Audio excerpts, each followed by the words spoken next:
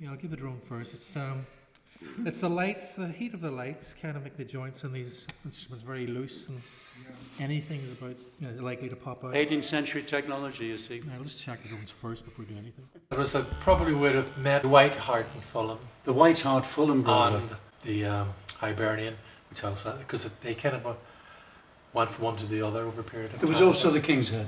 Yeah, that was one I never went. You never went in the King's Head? Ah, well, I was in there. You went to the I King's went Head to the and I King's. went. Yeah. But Fulham Broadway, there Yeah. were a number of houses of music that were very important for us. Yeah. Really. I think that was it. It was a way of meeting up with other Irish people and to share story. Again, it wasn't just about the music; it was about the stories and people who may be going through harder times than others that arrived in London from Ireland. So it was a focus point for a lot of Irish people coming into London. I had for a short period of while moved across to the Hibernian, which is a big dance hall, but they had a separate small bar, and that was used as well. Yeah, in fact, Cultus Cultoriarum, the Fulham branch, before it was kicked out of Cultus, was used to meet in the small bar in the Hibernian. Yeah. So that was fostering the tradition among much younger So that would have been children. an area where a lot of Irish people would have focused. They were particularly young Irish.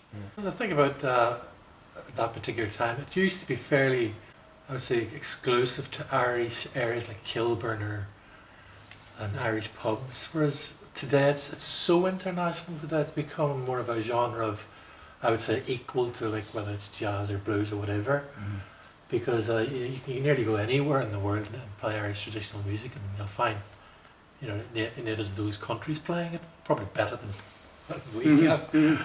I mean, It's very strange how it's kind of developed. Like other folk music, I would say have done that. Other, like Scottish mix, American maybe, but Irish mix, it seems so. You can go anywhere in Europe. I used to go to these festivals in Europe. In a place called St. Chartier. I'm just surprised you'd sit down on a session and be playing incredible Irish traditional music, but not speaking, speaking English French. or Irish. Yeah. Speaking in French Yeah. and German's a lot. I think Irish music has a very broad appeal, a really broad appeal, because it's really, I mean, it's about rhythm, it's about melody. One of the things about sessions that they're not so much performances, and it's hard to get that across sometimes in some pubs. But a session is where musicians come and they play for themselves and they play what they like. They're not performing to the pub. No. They're playing their music, and if you happen to like it, then that's fine. And the kind of switch over to kind of performance where they sing the Camorries and they do the most popular pieces, that begins to come away from that kind of idea of the session, I think. Bill Sands. My father sang in the working men's clubs all over the northeast, all over the north really. I grew up with the folk song revival in England. So in the northeast, there'd be the Northumbrian kind of pipe tradition. I knew the high level ranters, and Dave Richardson of Boys of the Lock is a good long time friend of mine. So I would play the music from my area, and as well as the Irish music, and that's what really kind of turned me on. I think it was identity and roots and soul, actually. It was singing the music of the heart in a way. And then I got into theatre, and for 30 years I worked as a theatre composer. Eventually I got to the point where I'd run out of tunes that I'd got from the tradition, and I had to start writing them. And that was a big kind of shift for me, to actually compose music in the particular genre that what the piece demanded. And that was, and I'm not being classically trained, I was drawing on folk traditions. I mean, the other thing about, I would say, traditional music, there's still a lot of what I would call fast playing with the younger generation. But I have no problem with that as long as they play it well. But it's not. Well, you can hear it's not the way we play. We don't play that fast. No, I mean we don't rip it. We kind of play it as steady. Maybe it's our age. Hello everyone, my name's Brendan McCauley and I've got Mick Sands here. on flute, and we're going to start off with a few tunes. The first set is a set of reels. First tune's called The Glantine Glantine, followed by The Morning Star, and then Swinging on the Gate.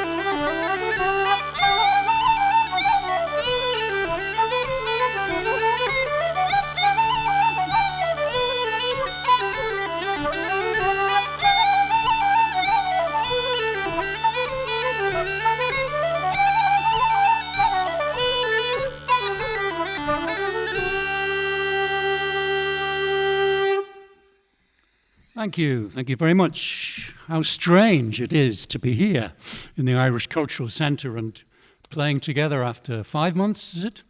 5 years. 5 years, yeah. We haven't played together for that long. And we play regularly together, so it's good to be back. And we're going to carry on with some jigs. We're going to play, what's it called? The Rolling Wave. Lovely old jig, and then Leitrim Fancy, and then And Sport, which is written by one of the father or the son, O'Reilly, Sean O'Reilly or Paddy O'Reilly, one of the two, And Sport.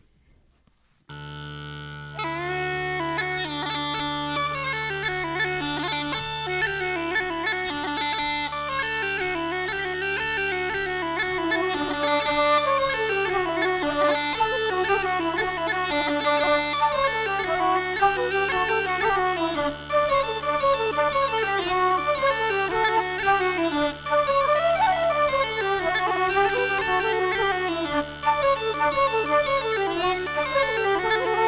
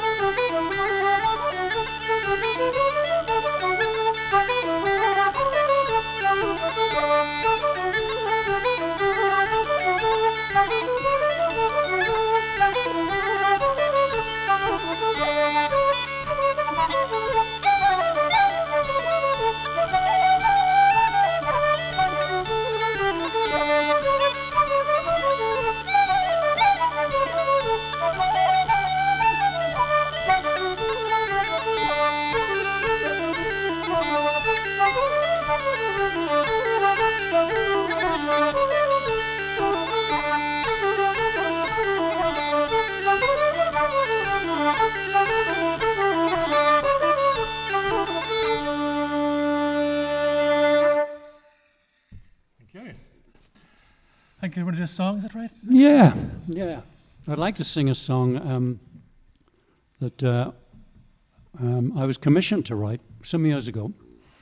A friend of mine, a poet, was putting together a Holocaust memorial project, and she wanted something from the Irish tradition. And I had an old Donegal story that was very much like the Changeling kind of ballad in ballad history. The idea of someone who's taken by the fairy folk, by the Sidhe, and it lent itself to the theme of Holocaust in many ways, and the way the Changeling was described. Someone was taken and then maybe returned, but in a very strange kind of way they were, and people would say they'd been taken by the fairies. And so I turned this into a song in the Sean No style, and I used the air of a version of Maureen de Barra. So I'd like to sing it for you. And we're going to carry on with a jig after that, the Blarney Podlin.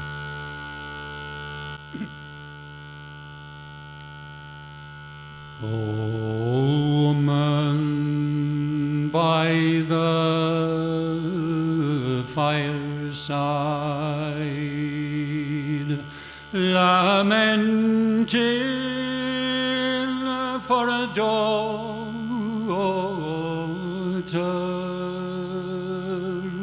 A year ago she was taken by the host from out of the hillside.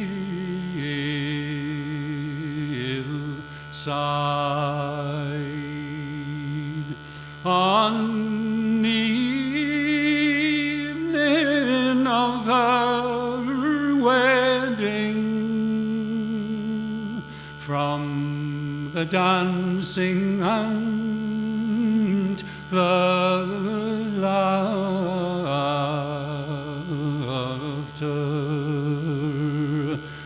they swept her away, bones and body.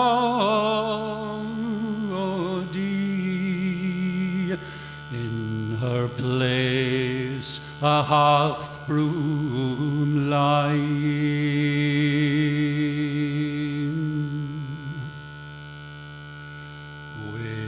Within the hill of sorrow, where stolen men lie groaning, she must watch the hill folk feasting by the light of beeswax candles, where there's honey, ale, and brandy, but there's none of it for the tasting.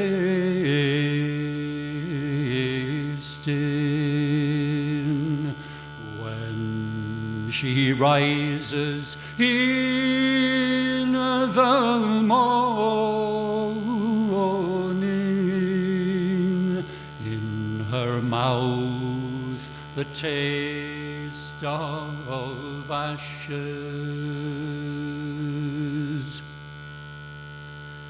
Young man, if you would free me, bring beads and holy water. They will blow in my mouth and change me. You must hold and do not fear me. Black snake, wild beast, they made her, and deaf and dumb they made her, and all the while they changed her. He held and did not fear her.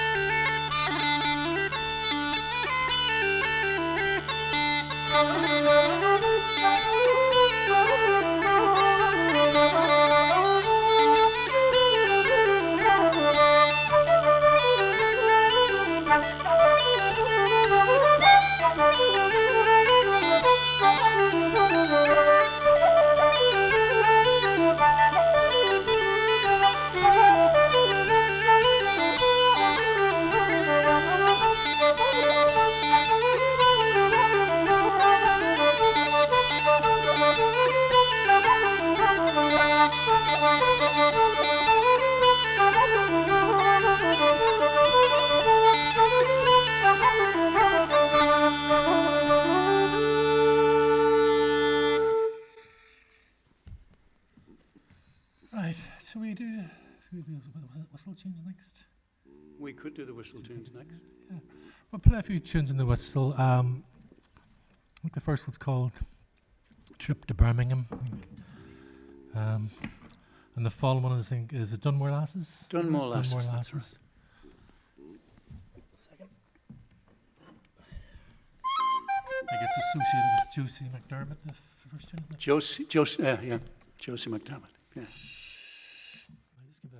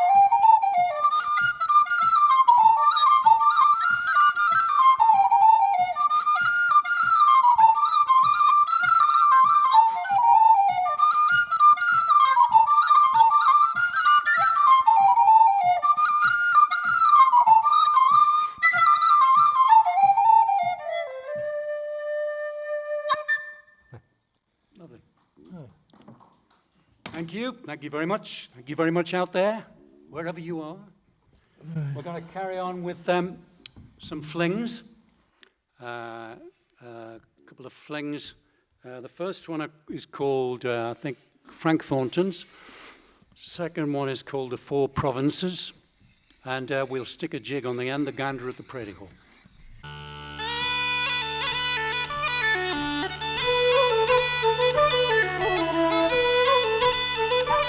Thank